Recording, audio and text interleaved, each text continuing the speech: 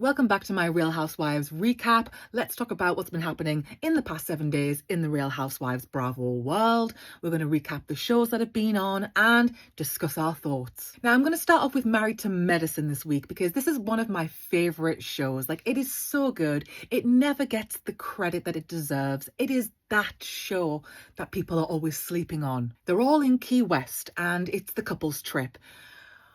We get some mess. They're all sitting down playing couples games. Historically, on Married to Medicine, that's not gone down well. And everyone feels bad for Greg. They feel bad for him because he has to watch his ex-wife, Quad, and her new relationship with King. I feel like I'm missing something because they were okay with Quad having to see Dr. G and his new wife, see them get married on the show. So that struck me as a little weird. Then basically the meat and potatoes of this episode is Quad and T go at it. It's awkward as hell. It was kind of funny because Quad, she'd had a few drinks. She was feeling herself. She took this opportunity just to get a little smidgen of revenge. She basically wanted to get her lick back. And long story short, Dr. G's had it coming for a long time. I felt bad for Sweet Tea. I go between feeling bad for this lady and thinking, you're a grown-up, like, remove yourself from the situation. It's not good. It's a bad look all round. I want Sweet Tea's family and friends to have a word with her and say, you don't need this. Like, this was just a bad idea. Just chalk it up as a mistake and move on with your life because this is not for you. And Greg starts raising his voice at Sweet Tea, like basically saying, ignore Quad, whatever. But he's yelling at her. And we're all meant to think that what Quad was saying about Dr. G, about the allegations she made about his behaviour during their marriage, are we meant to think that that doesn't have legs? Because we're seeing him do very questionable behaviour in front of his new wife. Like, he was up in her face. Like, I was like, okay, what are you doing? Like, why are you right up in her face? And why are you yelling at her? That's your wife? When Quad was like, your man's screaming at you. It could never be me.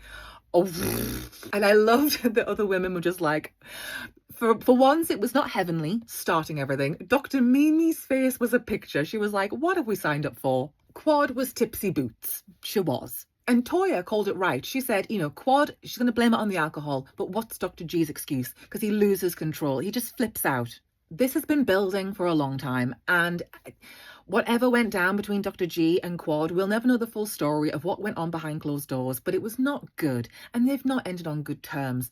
And it was not a good idea for Dr. G and Sweet Tea to come on this show. It just wasn't. I mean, it was great for us, for drama, but for their actual well-being, it was a terrible idea. This blow-up has been long in the making. Contessa, she called it. She said there's a lot of unresolved stuff here. Like, this is deeper. Toya says Dr. G is jealous of Quad, and I think it's pretty obvious that that is true. I think Quad has a lot of unresolved issues from her marriage, a lot of trauma there. I'm sure Dr. G has his own set of issues. They've not come to terms with what happened and the demise of their marriage. And I think Dr. G has tried to move on very quickly. He's remarried on the show that his ex-wife is on. It's messy. I think the problem is, people are giving a pass to Dr. G and they're saying, we can understand why this is difficult for him because he's having to see Quad moving on. But that's exactly what Quad had to do last season. So what's good for the goose is good for the gander. Dr. G, he knew what he was signing up for by coming back on the show with his new partner. I feel bad for Sweet Tea, but I just want to kind of shake her and say, you don't need this. Like, this is not good. You're getting eaten up by these women. You're being made to look a fool. Your man's screaming at you. He's not listening to you. It's the same thing we saw with Quad. Anyway, that was Married to Medicine. It's still building up to this huge fight on the beach. Maybe it's not going to be tonight because there's no episode tonight of Married to Medicine or Potomac Housewives because of the Super Bowl. Go Birds. I can't believe I'm saying that. I'm a Niners fan. But, we got to root for who we got to root for today. So I'm all in for the Eagles. But yeah, no episodes until next week of Married to Medicine and Real Housewives of Potomac. So I'm hoping that that's going to be the big explosive beach episode. I hope so. I'm excited to see how that plays out because we love when it all kicks off. Okay, Real Housewives of Potomac. Oh, this was a dull episode. I was struggling to get through it. I was on my phone half the time. It wasn't captivating my attention. There was a really nice moment of Giselle with her daughters planting a tree in honor of her father. I feel really bad for Giselle. I feel we're seeing a lot of the real Giselle this season because she is grieving the loss of her dad. That's very difficult for her, and you know how close they were. So that was a really nice sentimental moment. And she's also dealing with her daughters growing up. It's a lot of change for Giselle. So I like to see this very real moment. We met Stacey's friend AJ, and I loved him. He was a real one. He just spoke the truth. He basically clued in Stacey as to what the majority of viewers are feeling about her partner, TJ. We don't see it for you, Stacey. We don't see it. It's not gonna work. For a plethora of reasons. And I feel like AJ just hit the nail on the head. He was like, this guy is just, it's like you're talking to an AI character. This guy is not real. Like, who talks like this? And TJ, when he met AJ at the event, at Stacey's puppy thing at the end of the episode, he was weird. It was too much. It was like, what do you do? Who talks like that when you're meeting someone for the first time? It proved AJ's suspicions correct. I don't get it. Stacey, I don't know what's going on. You can do better, girl. Then Stacey gets into it with Karen. And then Karen had this like scarecrow in her confessionals saying it was Stacey. Girl, what's happening? What is this? Karen's got bigger fish to fry. But Stacey is saying, look, you warned me not to be friends with Wendy, or you warned me off of her. Karen denies it, and we get a back and forth. And Wendy's perspective interested me the most because she said, I know Karen said it. She's like, I believe Stacey. And the episode ends. This was the finale. It ends with a moment with Karen and Ray and the announcement that Karen was found guilty of multiple driving offences. She got a DUI and other offences, including negligent driving. And her sentencing could be anything up to 2 years in prison. Not another housewife. Oh, I'm telling you. So yeah, we don't know what's going to happen with Karen. She did not attend the reunion. I don't know. We shall see. I didn't think she would attend the reunion. I didn't think it would have anything to do with the timing of her sentencing. I do think that is the reason. I just thought she was going to stay home because she didn't want to face the music. But I think she's made the sensible choice per her lawyer's advice. Probably don't want to go and film a reunion before you get sentenced. So that's Karen. That's the grande dame. Moving swiftly on to Real Housewives of Beverly Hills. It was an all right episode. We're falling back into that slump again.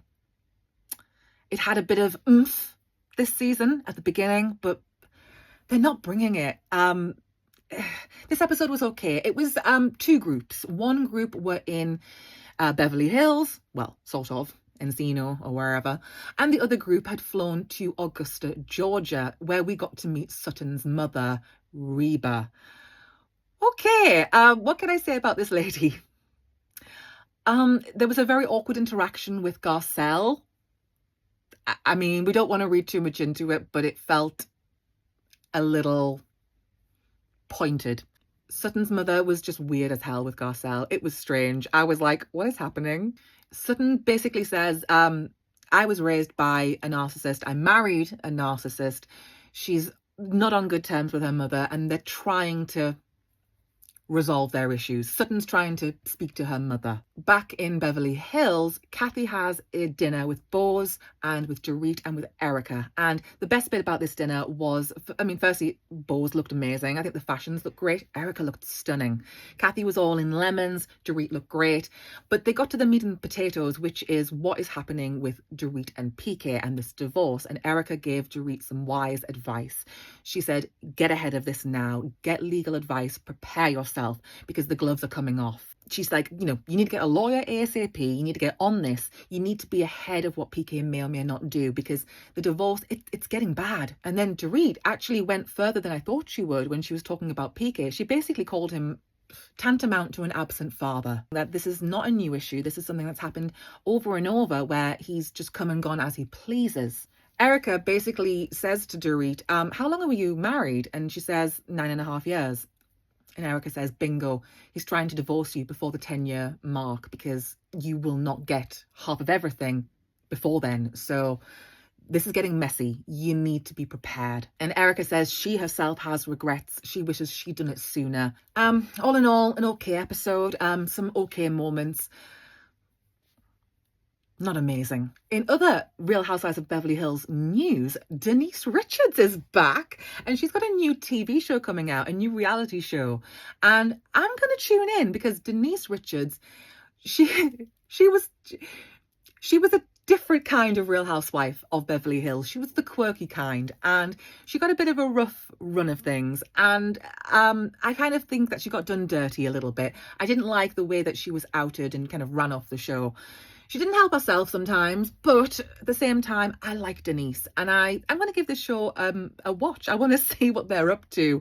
Her and her husband and her daughters. I don't know if Charlie Sheen's popping in, who knows, but I like Denise Richards, so I'm going to be watching this. Now, you might wonder, why am I not moving straight onto Real Housewives of New York City? Well, the answer is I haven't seen the reunion part 3. It's still not available on Hayu in the UK, and I'm not going out of my way to watch it. I've got the gist.